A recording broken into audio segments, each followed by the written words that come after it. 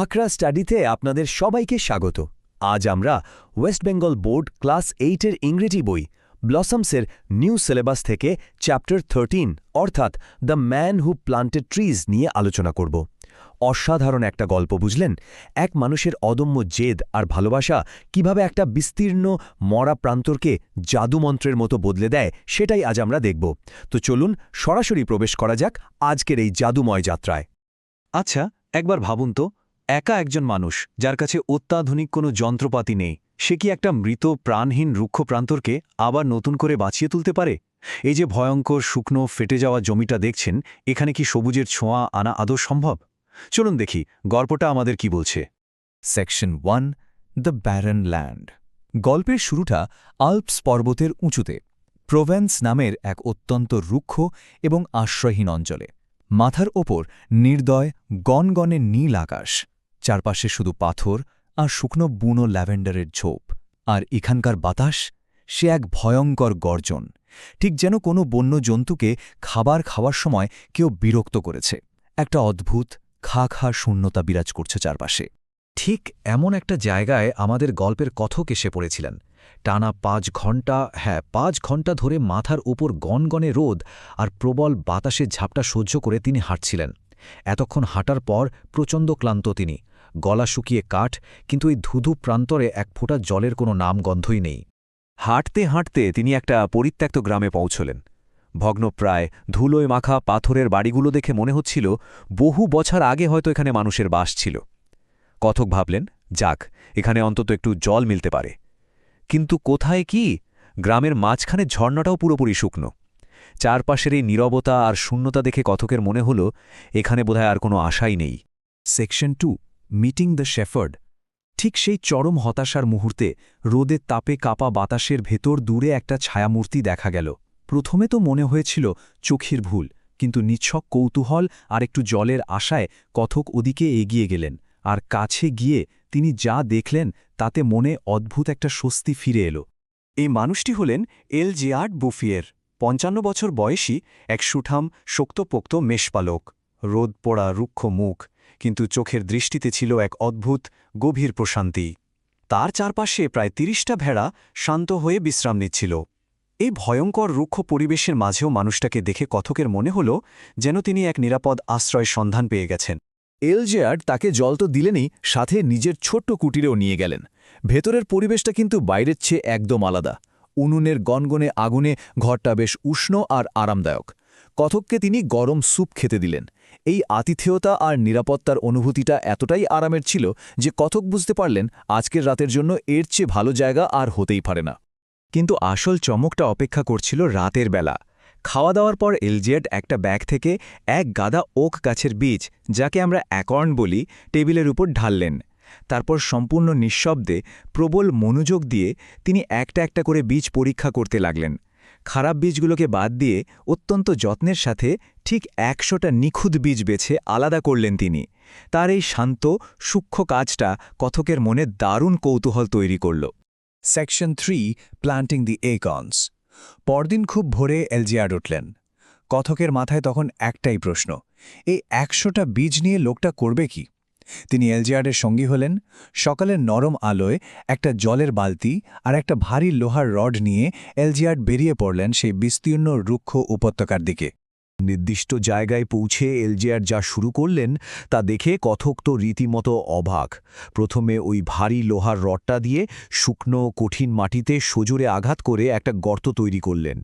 তারপর আগের রাতের বেছে রাখা নিখুঁত ওক বীজগুলো থেকে একটা বীজ খুব সাবধান এসে গর্তে রাখলেন, আর সবশেষে মাটি দিয়ে গর্তটা ঢেকে দিলেন।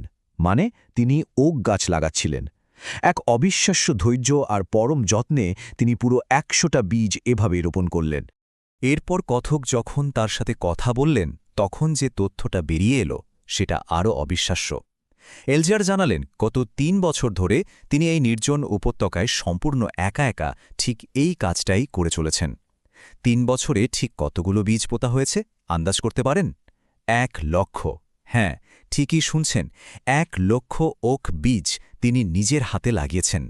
আর এই 1 লক্ষ বীজের মধ্যে 20,000 বীজ ইতিমধ্যেই অঙ্কুরিত হয়েছে। ফাটা রুক্ষ মাটি ভেদ করে মাথা তুলেছে ছোট ছোট প্রাণবন্ত সবুজ ওক গাছের চারা। মাটি ফুঁড়ে বের হওয়া এই ছোট্ট সবুজ চারাগুলোই হল মৃতপ্রায় ওই প্রান্তরে নতুন জীবনের প্রথম স্পন্দন, প্রথম আশা। কিন্তু জীবনের এই পর্যায়ে এসে একজন মানুষ কেন এমন হাড়ভাঙা খাটুনি করছেন? এলজিআর জানালেন তার জীবনের এক করুণ গল্প। একসময় সমতলে তার নিজের খামার ছিল, কিন্তু সেখানে তিনি তার একমাত্র ছেলে এবং পরে স্ত্রীকে হারান।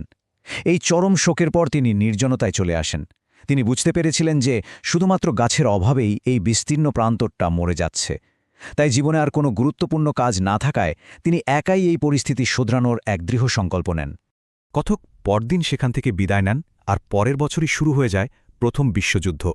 পুরো 5টা বছর ধরে কথক সেই ভয়ঙ্কর যুদ্ধে আটকে ছিলেন। যুদ্ধের ডামাডোলে এলজিআরের কথা তার প্রায় মনেই ছিল না। অবশেষে 5 বছর পর যুদ্ধ শেষ হলে একটু বিশুদ্ধ বাতাস নেওয়ার প্রবল আকাঙ্ক্ষা নিয়ে কথক আবার বেরিয়ে পড়েন সেই প্রোভেন্সের পাহাড়ি রাস্তার উদ্দেশ্যে। সেকশন 4, আ মিরাকুলাস ট্রান্সফরমেশন। সেখানে পৌঁছে কথক যা দেখলেন তার জন্য তিনি মোটেই প্রস্তুত ছিলেন না। পুরো জায়গাটা যেন এক জাদুমন্ত্রে বদলে গেছে। যেদিকে তাকানো যায় সেদিকেই সবুজের সমারোহ। চারপাশের মৃত রুক্ষ মাটির বদলে এক অবিশ্বাস্য প্রাণবন্ত প্রকৃতি যেন দুহাত বাড়িয়ে তাকে স্বাগত জানাচ্ছে। পার্থক্যটা কতটা বিশাল তা এই দৃশ্যপটটা দেখলেই পরিষ্কার বোঝা যায়। আগে যে বাতাস বন্য জন্তুর মতো গর্জন করত, তা এখন এই নতুন তৈরি হওয়া জঙ্গলের পাতার ফাঁকে ফাঁকে এক শান্ত মৃদু শব্দ তৈরি করছে। মৃত প্রান্তর আজ এক জীবন্ত স্পন্দিত অরণ্য। প্রকৃতির এই পুনর্জন্ম দেখে কথক আক্ষরিক অর্থেই বাকরুদ্ধ হয়ে গিয়েছিলেন। তিনি আবার খুঁজে পেলেন এলজিআর বুফিয়ারকে। বিশ্বযুদ্ধ পৃথিবীর অনেক কিছু ধ্বংস করে দিলেও এই মেষপালককে তার কাজ থেকে এক মুহূর্তের জন্য টলাতে পারেনি। 1910 সালে লাগানো সেই ওক কাজগুলো এখন 10 বছরের পুরনো। সেগুলো কথক এবং এলজিআর উভয়ের চেয়েই লম্বা হয়ে গেছে। কি এক অভূতপূর্ব দৃশ্য! তারা দুজনে সারাটা দিন সম্পূর্ণ নীরবতায় সেই বিশাল জঙ্গলের মধ্যে দিয়ে হাঁটলেন। ওপর থেকে দেখলে বোঝা যায় জঙ্গলটা ঠিক কতটা বিশাল আকার ধারণ করেছে। নতুন এই জঙ্গলটি মোট 3টে অংশে বিভক্ত ছিল। লম্বা এটি ছিল 11 কিলোমিটার, আর সবচেয়ে চওড়া জায়গাটি ছিল প্রায় 3 কিলোমিটার। এই বিশাল সবুজ অরণ্য কোনো আধুনিক প্রযুক্তির সাহায্য ছাড়াই তৈরি হয়েছে। শুধুমাত্র একজন মানুষের দুটো হাত আর তার অসীম অধ্যাবসায় থেকেই এই অলৌকিক ঘটনা সম্ভব হয়েছে। এই দৃশ্যটি দেখার পর কথকের মনে এক গভীর উপলব্ধির জন্ম হয়। তিনি বুঝতে পারেন মানুষের ক্ষমতা অসীম। মানুষ শুধু ধ্বংসই করতে জানে না, যদি তারা সৃষ্টি করতে চায় তবে তারা ঈশ্বরের মতোই শক্তিশালী এবং কার্যকর হতে পারে। এলজিআর বুফিয়ার তার নিঃস্বার্থ কাজের মাধ্যমে আমাদের জন্য এক মহান শিক্ষা রেখে গেছেন। একজন মানুষ চাইলে পুরো পৃথিবীকে সবুজে ভরিয়ে তুলতে পারে। Section 5, subscribe to Akra study. কি অসাধারণ একটা গল্প, তাই না? গল্পটা আমাদের চোখে আঙুল দিয়ে দেখিয়ে দিল যে ধৈর্য আর ভালোবাসার সত্যি কোনো বিকল্প নেই।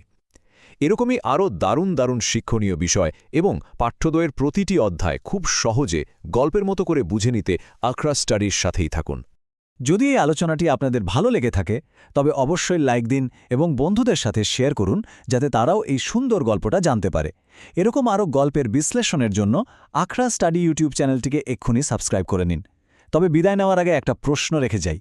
যদি মাত্র একজন মানুষ নিজের 2 হাতে একটা আস্ত মৃত প্রান্তরকে অরণ্যে রূপ দিতে পারে, তবে আমরা সবাই মিলে এই পৃথিবীর জন্য কত বড় পরিবর্তন আনতে পারি। ভাববেন কিন্তু। ভালো থাকবেন আর পরিবেশের যত্ন নেবেন।